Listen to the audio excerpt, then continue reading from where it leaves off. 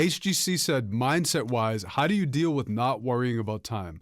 Sometimes I feel like I'm not doing enough musically, especially when I listen to other projects. I think that's a question that a lot of us can relate to. Like, how do we deal with not worrying about time? How do we deal with not comparing ourselves to other artists?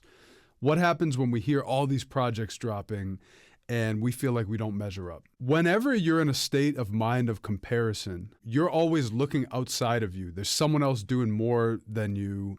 You're not measuring up to that other person. So what's happening is you're setting up a scenario where there's you and there's some other artist out there. As soon as you do that and you feel like you don't measure up, then that's when the feeling of inadequacy, not good enough, they're doing so much more than me, jealousy, all those kind of emotions come up. I'm going to answer it in one way by saying your only competition should be you.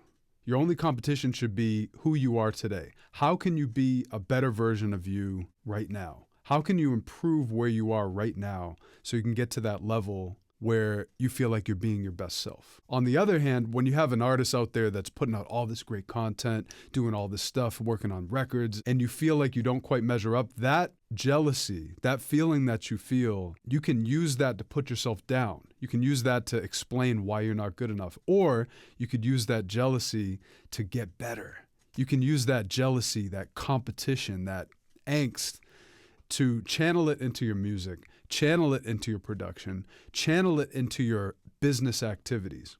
Whenever you feel negativity because you're in comparison to another artist, some people will say, oh, don't feel those feelings. You're you and they're them. And that's true. But on another hand, you can use that jealousy, that competition to fuel you to get better and to improve. So I'm a proponent of feeling your negative emotions and using it to step your game up 1,000x. Someone releases something that has you feeling inspired. It's just like, oh man, I wish I was that good.